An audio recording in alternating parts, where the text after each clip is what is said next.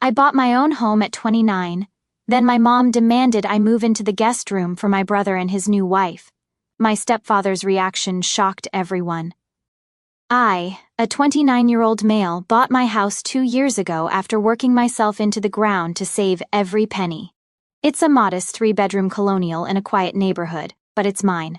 The master bedroom is my sanctuary. I've set up half of it as my home office since I work remotely as a software developer, and the ensuite bathroom was a major selling point when I was house hunting. My younger brother Ryan, a 24-year-old male, just got married last month to Ashley, a 23-year-old female. They're good kids, been together since college, and I was genuinely happy to be his best man. They've been living in a cramped studio apartment downtown while Ashley finishes her nursing degree, and their lease ends this month. 2 weeks ago, my mother, Carol, a 54-year-old female, called me with what she described as wonderful news.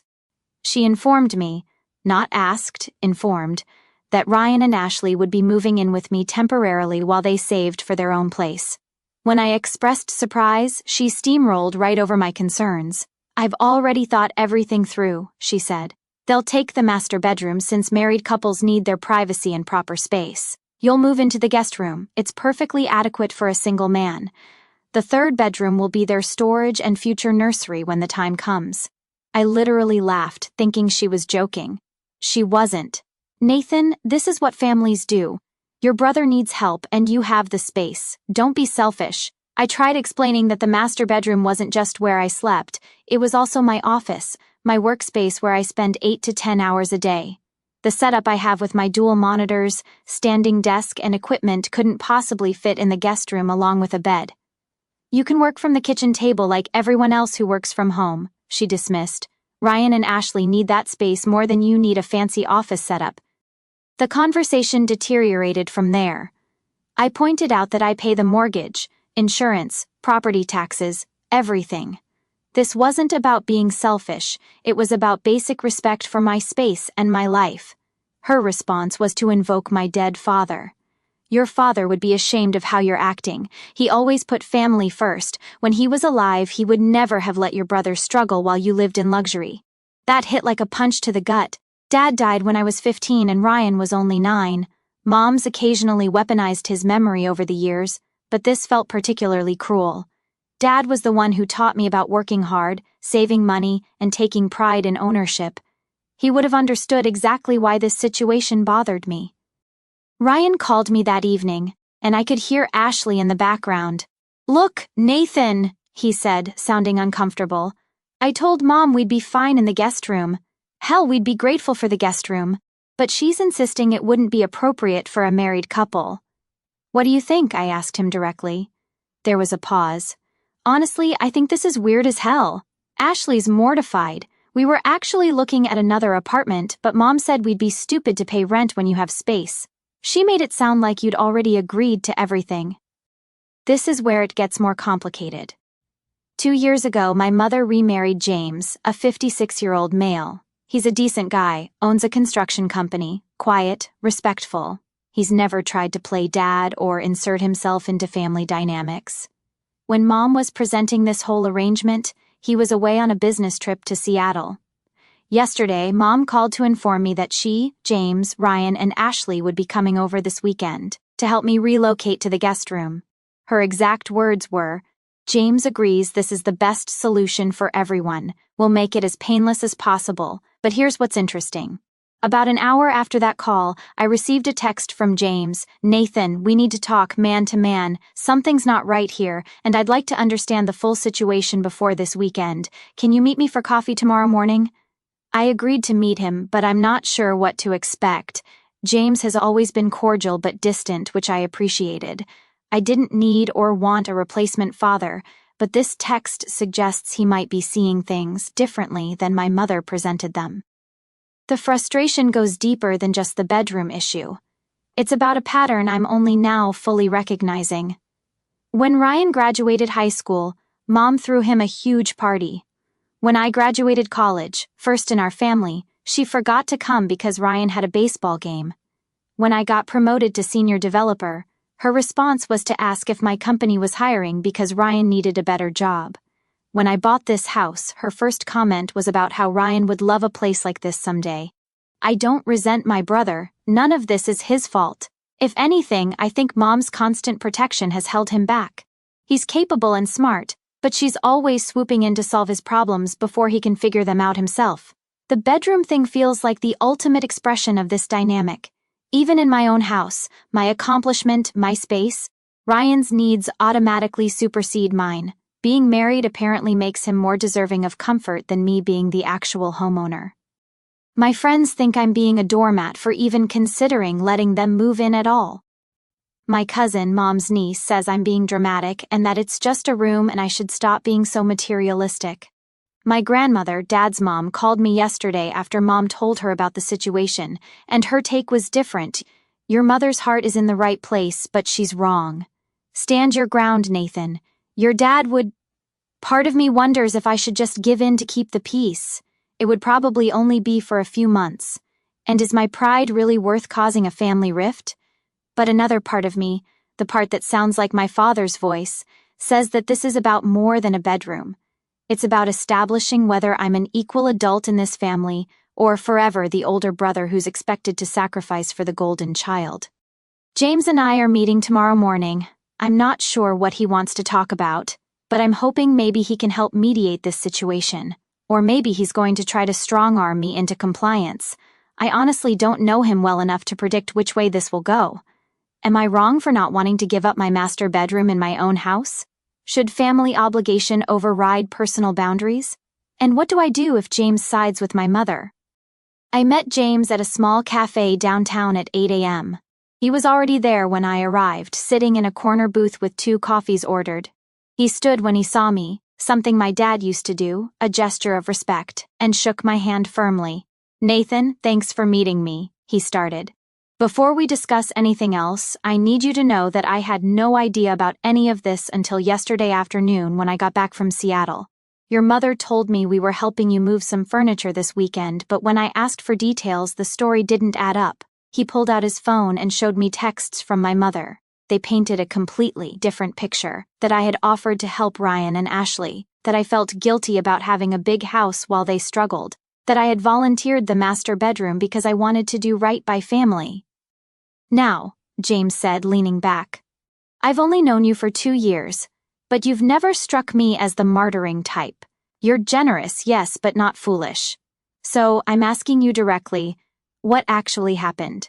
I told him everything, the surprise phone call, the demands, the guilt-tripping about my father. James listened without interrupting, occasionally nodding or frowning. When I finished, he was quiet for a long moment. Your mother means well, he finally said, but she has a blind spot when it comes to Ryan. I noticed it during our first year of marriage but didn't feel it was my place to intervene. Now I realize staying silent was a mistake. He told me about observations he'd made. How Mom would interrupt my achievements to talk about Ryan's potential. How she'd make excuses for Ryan's mistakes while holding me to impossible standards. How she'd always frame things as me having advantages that Ryan didn't, despite the fact that I'm only 5 years older. When she told me about this bedroom situation, James continued, she made it sound like it was all arranged, everyone was happy. But last night I talked to Ryan separately. Kid's embarrassed as hell. He never asked for the master bedroom, doesn't want it, and feels like your mother is treating him like a child. This surprised me. Ryan told you that? More or less, he said, and I quote, James, I'm 24 years old, married, and have a job. I don't need my mom fighting battles I didn't ask her to fight. Ashley apparently wanted to get a different apartment specifically to avoid this situation, but your mother guilt-tripped them about wasting money. James ordered us breakfast, then continued, Nathan, I'm going to tell you something. I grew up with 3 brothers. My stepfather treated his biological sons like princes while I was lucky to get hand-me-downs. I swore if I ever became a step-parent, I'd never let that dynamic happen. Equal treatment, equal respect. I appreciated that, but he said, let me finish, firmly but kindly. I've failed in that promise. By staying silent while your mother favors Ryan, I've been complicit. That stops now. Your father isn't here to stand up for you, and while I'd never try to replace him, someone needs to have your back. Consider me that someone. He laid out a plan. We would go to my house together. He'd already asked Mom, Ryan, and Ashley to meet us there. He would support me in whatever boundaries I wanted to set but recommended being firm but generous. They could stay, but in the guest room, paying a fair share of utilities with a clear timeline. Your mother will push back, he warned. She'll cry, she'll guilt trip, she'll invoke your father again. Don't engage with the emotional manipulation. State your boundaries and hold them. I'll handle Carol if needed. We drove to my house separately. When we arrived, Mom was already there with Ryan and Ashley. She'd let herself in with her key and was literally measuring the guest room with a tape measure. "Oh good, you're here," she said brightly. "Nathan, I think your desk can fit in here if we angle it." "Carol," James interrupted, "we need to have a family discussion. Living room, everyone." Once we were all seated, James took charge. "There's been a misunderstanding about the living arrangements. Nathan, would you please clarify what you're willing to offer?" I took a deep breath. "Ryan and Ashley, you're welcome to stay here for up to 3 months while you save for a house. You can have the guest room, share the main bathroom, and use the kitchen and common areas.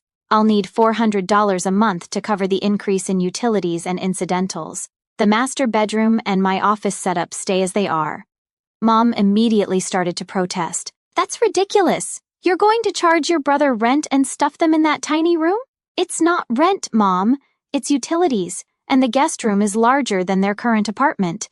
But married couples need—" "Carol," James interrupted firmly. "Nathan owns this house. He pays the mortgage. He's offering to help, and his terms are more than fair. This discussion is over." Mom turned to him in shock. "You're taking his side?" "I'm taking the side of what's right," James replied calmly. "Nathan isn't obligated to house anyone. The fact that he's willing to help at all should be appreciated, not criticized." Ryan finally spoke up. "Mom, stop, please. Nathan's offer is generous, and we're grateful. The guest room is fine, more than fine," Ashley added. "Mrs. Carroll, we appreciate you looking out for us, but this is between Nathan and us. We're adults, and we can handle our own arrangements." Mom's face went through several emotions: shock, hurt, anger, then something like embarrassment. "I'm just trying to help," she said quietly. "Your help isn't helpful when it comes at Nathan's expense," James said gently but firmly. "You've been doing this for years, Carol. It needs to stop." There was an uncomfortable silence. Then Mom grabbed her purse and left without another word. Ryan and Ashley apologized profusely, assured me they were happy with the guest room, and promised to be ideal house guests. They left shortly after to start packing. James stayed behind. "You did good," he said. "That was harder than it needed to be because it should have been addressed years ago, but you handled it well." "Thanks for backing me up," I said. "I didn't expect that." "Nathan, can I share something?" He sat down on my couch. "Your mother talks about your father a lot. From what I've gathered, he was a good man who worked hard and loved his family, but she's created this mythology around him that she uses to justify her behavior. The man she describes, who would want you to sacrifice everything for Ryan, doesn't match the father who taught you to work hard and earn your own way. He was right, and hearing someone else say it was validating. I'm not trying to be your father," James continued, "but I am your stepfather, and that means something to me. It means having your back when you need it. Your mother will come around, but it might take time. Don't cave in the meantime." Ryan and Ashley moved in last weekend. True to their word, they've been excellent house guests. They buy groceries, clean up after themselves, and are quiet and respectful. Ashley even reorganized my disaster of a pantry as a thank you gesture. The $400 for utilities was paid up front without my having to ask.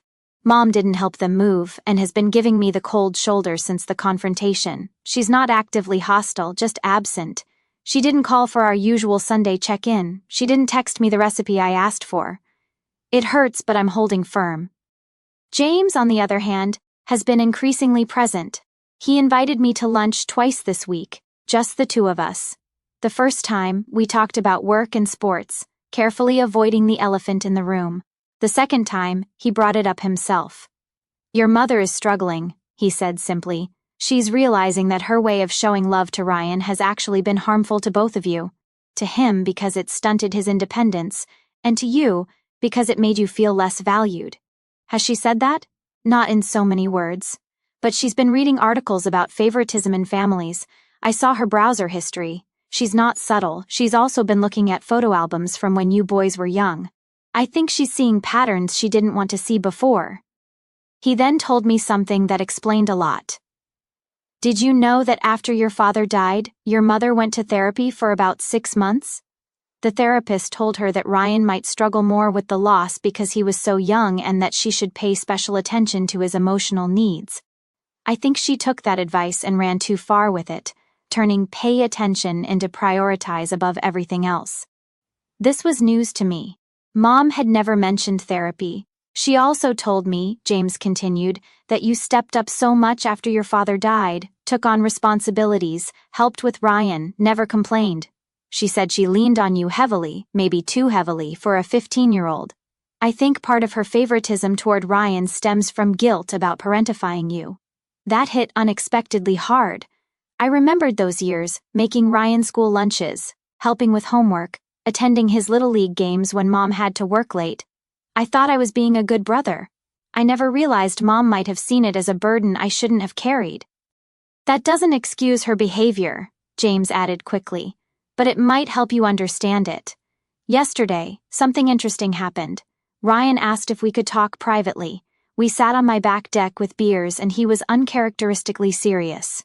'Nathan, I owe you an apology,' he started. 'Not just for this situation but for everything, years of everything.' I tried to wave it off but he persisted. 'No, listen. I've been thinking a lot since this whole bedroom thing happened. Mom's always fought my battles, made excuses for me, cleared the path ahead of me, and I let her because it was easy. But it wasn't fair to you.'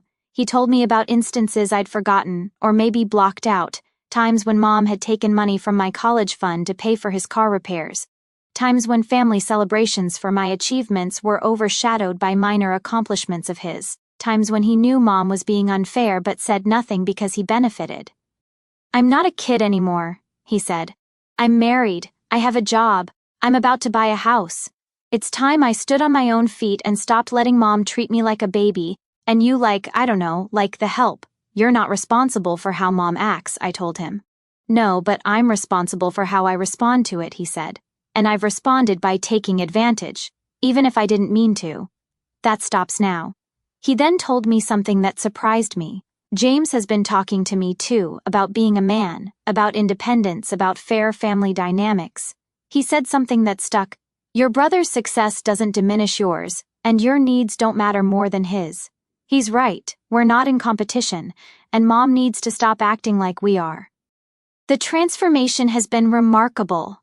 Mom finally broke her silence last week, calling to ask if we could have dinner, all 5 of us. James later told me she'd been working with a therapist again, specifically addressing her parenting patterns and grief processing. The dinner was at my house. Mom brought dessert, my favorite, not Ryan's, which might seem small but felt significant. After we ate, she asked if we could talk. "I owe you both an apology," she started, looking between Ryan and me, "but especially you, Nathan.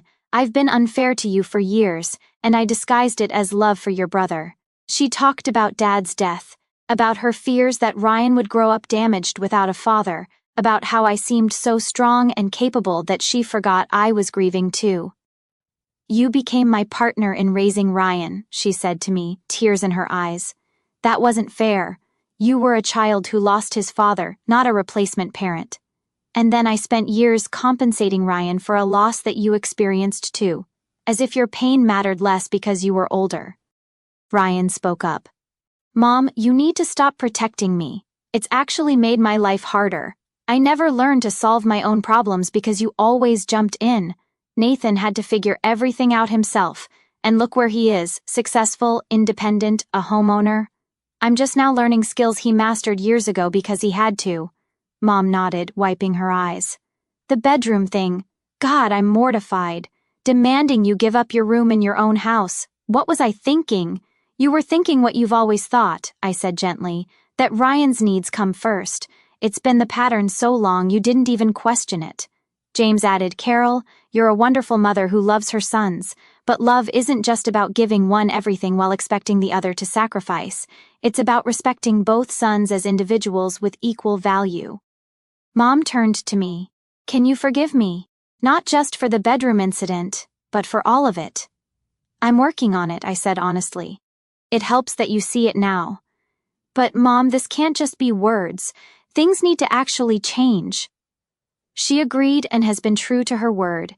She now asks before visiting rather than using her key. She celebrates my achievements without immediately pivoting to Ryan. She stopped comparing us or suggesting I should do more for him. Ryan and Ashley found their house. They close in 3 weeks and will move out by the end of the month. It's a cute starter home about 15 minutes from me. Mom offered to help them decorate, but, and this is huge, she offered the same to me for my place, acknowledging that I've been living with bachelor decor for too long. The bigger development has been with James. We've developed a genuine relationship over these past 2 months. We go to baseball games together. He's teaching me woodworking in his garage workshop, and we have honest conversations about life, work, and family. Last week, while working on a bookshelf project, he said something profound. You know, Nathan, I think I understand your father better now, even though I never met him. I see him in how you work. Methodical, careful, taking pride in doing things right. I see him in how you treat people with respect but expect the same in return. Your mother's kept him alive through stories, but you've kept him alive through actions. I miss him, I admitted, surprising myself with the vulnerability. Of course you do, you always will. But Nathan, I want you to know I'm not trying to replace him. I'm just trying to be another person in your corner. Everyone deserves someone in their corner. He then shared his own story about losing his father young and how his stepfather treated him as less than his biological sons. I promised myself I'd never perpetuate that cycle. Biology doesn't determine worth. You and Ryan are both my stepsons, and I'm proud of both of you. The real test came last weekend. My cousin got engaged, and the family gathered to celebrate. In the past, Mom would have dominated the conversation with Ryan's accomplishments while barely mentioning me. This time was different. When my aunt asked what was new with the boys, Mom shared equally Ryan's upcoming house closing and my recent promotion to team lead. When my grandmother complimented my house, Mom didn't immediately mention how Ryan's would be nicer. When my uncle made a joke about me being the responsible one, Mom didn't laugh along. She said both her sons were responsible in different ways. Small changes, but meaningful ones. Ryan and Ashley moved out 2 weeks ago. Their housewarming party was last night and it was beautiful. Not because of the house itself, but because of what it represented. Ryan pulled me aside during the party. Nathan, I need to thank you. Not just for letting us stay with you, but for standing up to Mom. It forced all of us to grow up, me included. I'm 24, married, buying a house, and until recently Mom was still treating me like a kid who needed protection. Your boundaries freed me too. Mom overheard and joined us. He's right. I was holding both of you back in different ways. Ryan by overprotecting him and you by undervaluing you. I'm grateful you forced the conversation, even though it was painful. The party was the first family gathering where I felt like an equal member rather than the responsible older brother expected to sacrifice and stay quiet. Mom introduced me to her friends with pride, talking about my career and my house without immediately shifting to Ryan. She even pulled out her phone to show pictures of the home office setup she'd once called unnecessary. But the most meaningful moment came from James. Toward the end of the evening, he pulled me aside. Nathan, I've been thinking about something, he started. Father's Day is coming up. I know it's probably a hard day for you. Has been since you were 15. I'm not your father, and I'd never pretend to be. But I was wondering if maybe we could do something together that day. Not as father and son, but as family. Men who respect each other and have each other's backs. I agreed, and we made plans to go fishing, something Dad used to do with me. Your father raised a good man, James said, clasping my shoulder. I see it every day. The way you handled this whole situation with strength but also with grace. That's character that came from him, but also from you. You took his lessons and made them your own. My house is peaceful again. My office is set up exactly how I need it. The guest room is back to being a guest room. But more than the physical space, I've reclaimed my position in the family, not as the perpetual giver or the responsible one who needs nothing, but as an equal deserving of respect and consideration. Mom still has her moments of slipping into old patterns, but she catches herself. Last week, she started to tell me I should help Ryan with his mortgage paperwork, then stopped mid-sentence. No, that's not my place. If Ryan needs help, he can ask you himself. And you can say no if you're busy. Ryan did ask, actually, and I helped. Not because Mom told me to or because I was obligated, but because he's my brother and he asked respectfully. That's the difference. The help flows from choice, not from expectation or guilt. James has become an unexpected blessing in my life. Not a father, but something else valuable, a mentor, a friend, an advocate.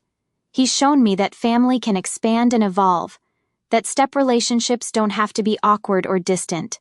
He chose to stand up for me when he could have stayed neutral, and that choice made all the difference.